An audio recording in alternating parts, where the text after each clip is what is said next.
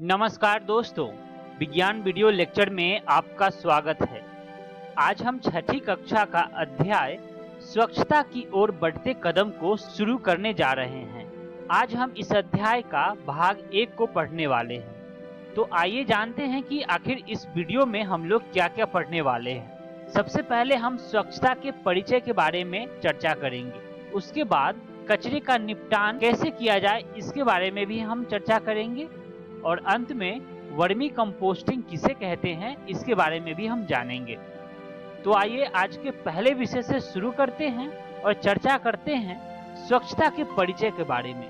दोस्तों, क्या आप ऐसा कभी अनुभव किए हैं कि यदि आपके विद्यालय में कभी समारोह समाप्त हुआ हो तो उसके बाद आपका विद्यालय कैसा दिखता है? क्या कागज के टुकड़े, चॉकलेट के wrappers, paper plate, plastic glass, फूल इत्यादि इधर उधर बिखरे हुए नजर आते हैं? तो इस स्थिति में आपको कैसा अनुभव होता है? तो इस स्थिति में आप क्या करते हैं? ये बिखरी हुई वस्तुएं आखिर कहां से आती है? क्या इन्हें बिखेरने के बजाय व्यवस्थित नहीं किया जा सकता है? उसी प्रकार हम अपने दैनिक जीवन के बारे में चर्चा करते हैं। हम अपने दैनिक जीवन की उपयोगी वस्तुओं के बारे में सोचते हैं। हम इन चीजों को कहां से और किस चीज में लाते हैं? क्या आपने कभी गौर किया है? ऐसी वस्तुओं के बारे में भी सोचिए जिनके उपयोगी एवं फेंकने वाले भाग अलग अलग होते हैं। उदाहरण के लिए हम एक सारणी से चर्चा करते हैं। सबसे पहले तो हम एक सारणी बनाएंगे जिसमें हम पहले खेमे में वस्तुओं का नाम लिखेंगे, दूसरे खेमे में उपयोग में आने वाले भाग को लिखेंगे और उसके बाद अंतिम वाले खेमे में वस्तुओं के फेंकने वाले भाग को लिखेंगे। अब उदाहरण के लिए हम सबसे पहले बिस्कुट के बारे में जानते हैं। बिस्कुट में उपयोग में आने वाला भाग बिस्कुट होता है, लेकिन उसे फेंकने वाला भाग बिस्कुट के रैपर्स होते हैं, यानी कि बिस्कुट रैपर्स में पैक किए होते हैं। उसी तरह हम चॉकलेट का उदाहरण लेंगे। उसमें भी उपयोग होने वाले वस्तु चॉकलेट होगा और फेंकने वाला भाग होगा रैपर्स। उसी प्रकार हम नारियल तेल का उदाहरण लेंगे। इसमें हमें उपयोग के लिए तेल होगा और फेंकने वाला भाग तेल का डब्बा होगा। तो इसी तरह आप अपने दैनिक जीवन के कुछ वस्तुओं के नाम लिखिए और उसमें उपयोग होने वाले भाग को लिखिए और इसमें फेंकने वाले भाग को लिखिए। इस सारणी में फेंकने वाले स्तंभ में लिखी हुई वस्तुओं को हम कचरा कहते हैं, यानी कि कचरा या अपशिष्ट वह पदार्थ है जिसका हम सामान्यतः उपयोग नहीं करते हैं। दोस्तों, क्या आप लोग अपने घर एवं रसोई घर में उत्पन्न कचरे को भी बाहर फेंकते हुए देखे होंगे? सोचिए, यदि घरों एवं आसपास से यह कचरा न हटाया जाए तो क्या होगा? क्या यह कचरा आपको किसी तरह की हानि पहुंचा सकता है? बिल्कुल नुकसान पहुंचा सकता है, क्योंकि कचरों के इन ढेरों में सब्जी एवं फल के छिलके, टूटे फूटे सामान इत्यादि होते हैं, जिनके कारण कई दिनों तक ऐसे ही छोड़ देने पर दुर्गंध आ जाती है और यह कई प्रकार की बीमारियों के जड़ होते हैं। तो इस प्रकार हम स्वच्छता के परिचय के बारे में जान गए हैं। आइए अब चर्चा करते हैं कि आखिर कचरे का निपटान कैसे किया जाए। दोस्तों, सफाई कर्मचारी कूड़ा को एकत्र करके ट्रकों द्वारा निचले खुले क्षेत्रों में, जहां गहरे गड्ढे होते हैं, वहां ले जाते हैं। इन खुले क्षेत्रों को भराव क्षेत्र कहते हैं, जैसा कि आप चित्र में देख रहे हैं। इन कचरे में उपयोगी और अनुपयोगी दोनों अवयव होते हैं। अनुपयोगी अवयव को अलग कर लेते हैं और इसे भराव क्षेत्र में मिट्टी से ढक देते हैं। अब हमारे मन में प्रश्न यह उठता है कि क्या इन पूरे कचरों में कुछ ऐसा भी है जो वास्तव में कचरा है ही नहीं?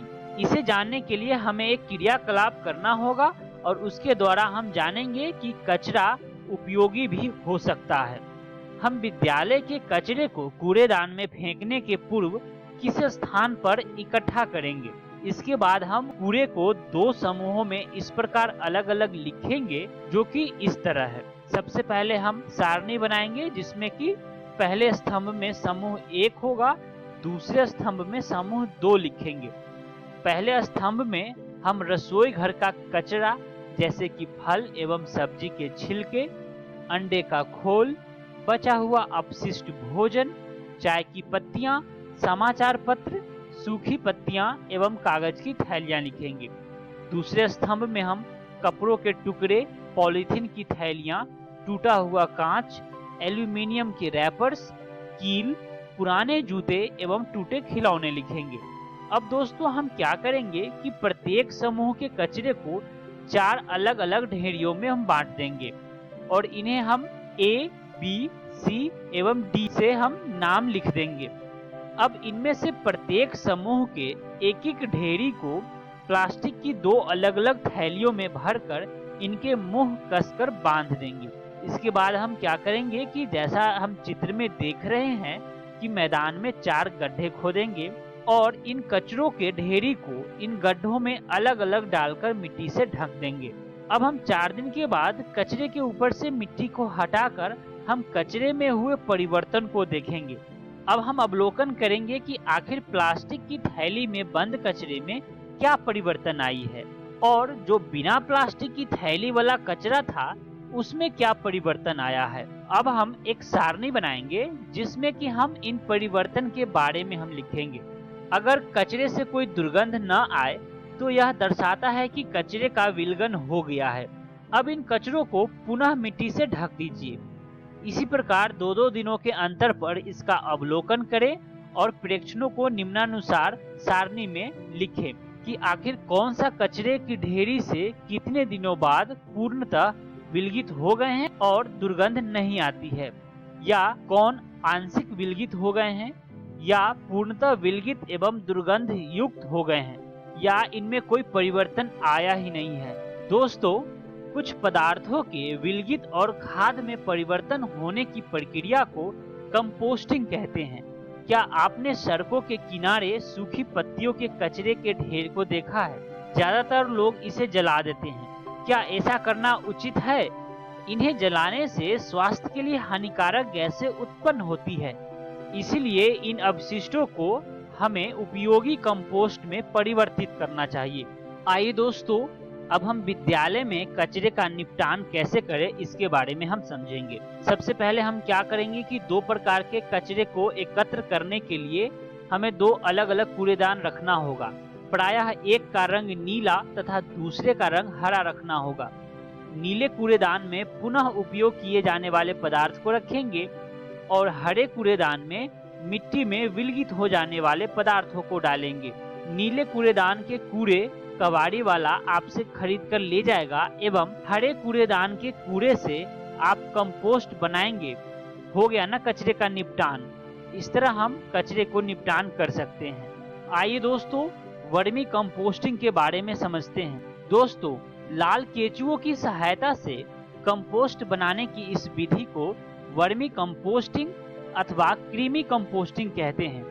आइए हम एक क्रियाकलाप करते हैं और जानते हैं कि लाल केंचुआ वर्मी कंपोस्टिंग में कैसे मदद करते हैं। सबसे पहले हम मैदान में एक गड्ढा खोदेंगे एवं उसमें रेत की 1 या 2 सेंटीमीटर परत बिछा देंगे। इसके बाद हम रेत के ऊपर सब्जियों अथवा फलों के टुकड़े, अपशिष्ट, पौधों की सूखी डंडियों के टुकड़े, भूसा, गोबर एवं इसके ऊपर समाचार पत्र की 1 इंच चौड़ी पट्टियां काटकर बिछा देंगे। अब हम कुछ जल छिड़क कर इस परत को नरम बनाएंगे। अपशिष्ट की परत को न दबाकर इसे पोला ही रहने देंगे ताकि इस परत में पर्याप्त मात्रा में वायु एवं नमी बनी रहे। अब आपका गड्ढा लाल केंचुओं के स्वागत के लिए तैयार है। कुछ लाल केंचुओं को गड्ढे में रखिए। अब इन्हें जूट की बोरी या पुरानी चादर अथवा घास से हल्के से ढक दीजिए। इन लाल केंचुओं को भोजन के लिए फल तथा सब्जियों के अपशिष्ट तथा चाय छानने के बाद बची हुई पत्तियां दे सकते हैं। नमक, अचार, तेल, सिरका, मांस एवं दूध से निर्मित अपशिष्ट पदार्थ भोजन के रूप में लाल केंचुओं को नहीं देना चाहिए। इसका मुख्य कारण यह है कि इन वस्तुओं को गड्ढे में डालने से उसमें रोग कारक जीव उत्पन्न होने लगते हैं। अब हम क्या करेंगे कि 3-4 सप्ताह के अंतराल पर अपने गड्ढे का सावधानी पूर्वक परीक्षण करेंगे। क्या आपको गड्ढे में मिट्टी जैसा पोला पदार्थ दिखाई देता है? अगर ऐसा है तो आपका वर्मी कंपोस्ट तैयार हो चुका है। जैसा कि चित्र में देख रहे हैं, लाल केंचुए के दांत नहीं होते हैं, इनमें एक विशेष संरचना होती है जिसे गिजर्ड कहते हैं। यह भोजन को पीसने में इनकी सहायता करता है। अब इस उत्तम वर्मी कंपोस्ट यानी कि खाद को आप अपने गमलों, बगीचों एवं खेतों में डाल सकते हैं। इस तरह वर्मी कंपोस्ट खाद को आप कम खर्च में बना सकते हैं। आइए दोस्तों, वर्मी कंपोस्टिंग से लाभ क्या क्या होते हैं इसके बारे में हम चर्चा करते हैं। सबसे पहले, वर्मी कंपोस्टिंग से जमीन की उर्वरा शक्ति में वृद्धि होती है। भूमि की जल धारण या जल संग्रहण क्षमता में भी वृद्धि होती है। पौधों की रोग रोधी क्षमता में भी वृद्धि होती है। यह मिट्टी को नरम रख हवा युक्त बनाती है। इसके द्वारा प्राप्त खाद का प्रयोग फल, फूल एवं सब्जियों के उत्पादन में किया जाता है। इस तरह से दोस्तों, आज के वीडियो का हम सारे विषयों का अध्ययन कर चुके हैं। आइए एक बार फिर से जानते हैं कि आज हमने क्या क्या सीखा। सबसे पहले हमने स्वच्छता के परिचय के बारे में जाना। इसके बाद कचरे का निपटान कैसे किया जाए इसके बारे में भी जाना, और अंत में वर्मी कंपोस्टिंग कैसे बनते हैं और किसे कहते हैं इसके बारे में भी हमने चर्चा किया।